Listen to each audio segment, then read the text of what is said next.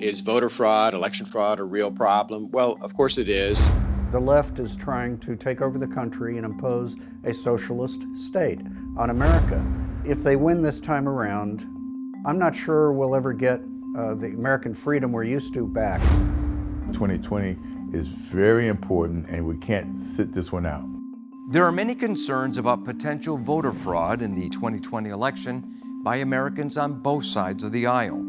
Former President Obama even accused conservatives of potentially engaging in voter fraud during his eulogy in late July for Congressman John Lewis.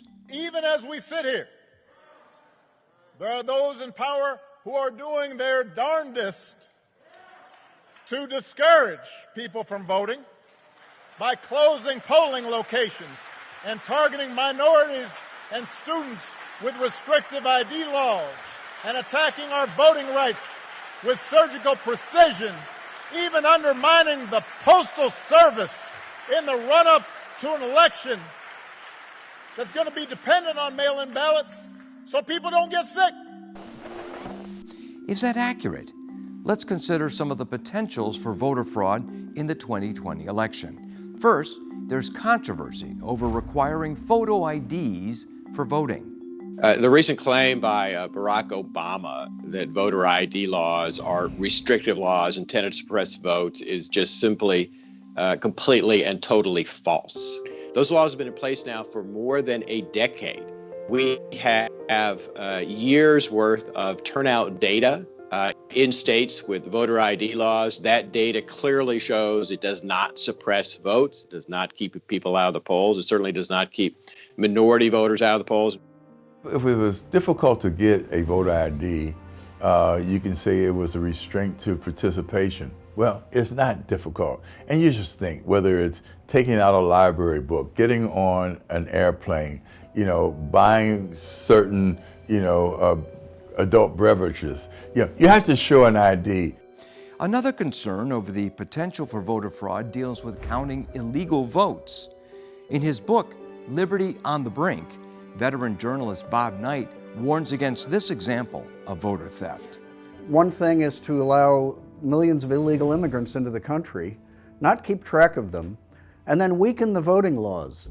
And in the book, I go through a number of ways they do this. They fight voter ID laws, which are very common sense laws, and everybody agrees on them. Every demographic polled says they support voter ID. For years, we have been engaged in a civil rights movement that wanted to make sure that everyone who was eligible could enjoy the franchise of voting. In the last 15, 20 years, we've also balanced it out in making sure that people who cast their votes legally don't have their legal votes canceled out by people who, in fact, cast their votes illegally. Unfortunately, there are non-citizens who are registering and voting in many areas of the country.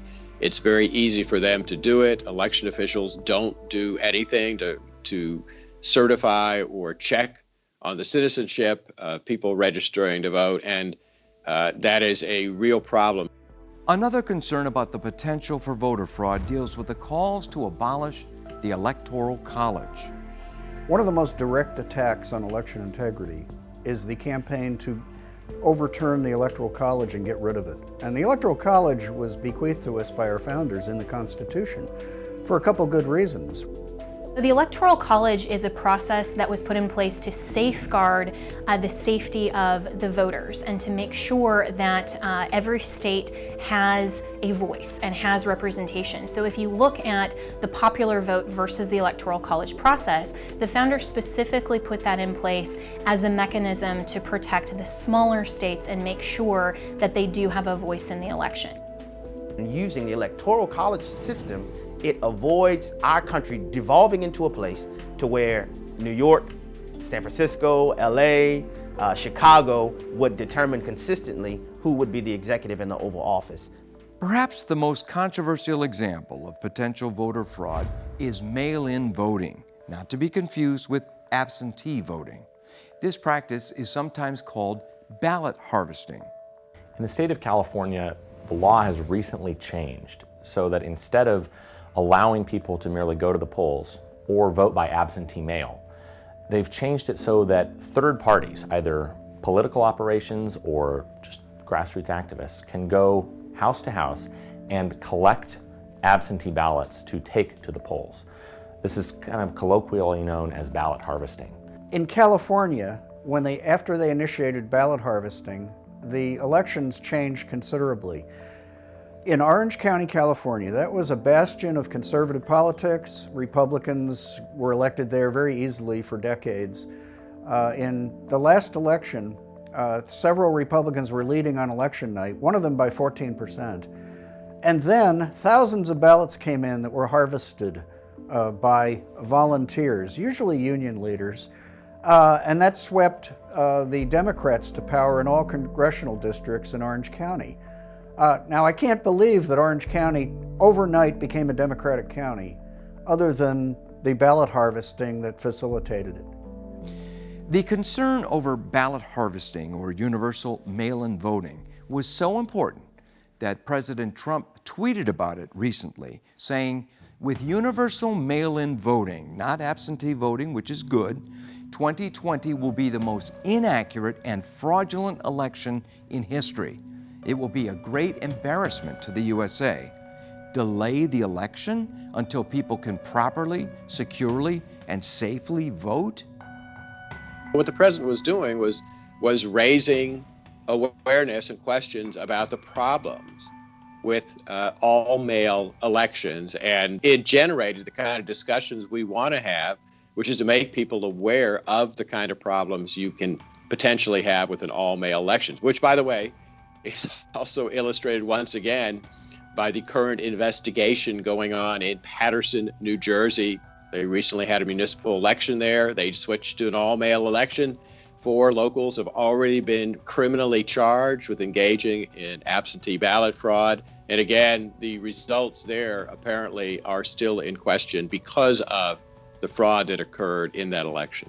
Indeed, in recent weeks there have been mail-in voting fiascos, not only in New Jersey, but in New York and in Michigan and in other places. What the left has been doing, the progressive left, is they've been urging that polling places be closed and that we switch to all-mail elections, which is a very bad idea. We can safely hold our elections with in-person voting. Election officials certainly can do that if they follow the very same safety protocols that all of the grocery stores and pharmacies and retail establishments are using, where we're going every day. And mail-in voting is a very bad idea. It is vulnerable to all kinds of potential problems.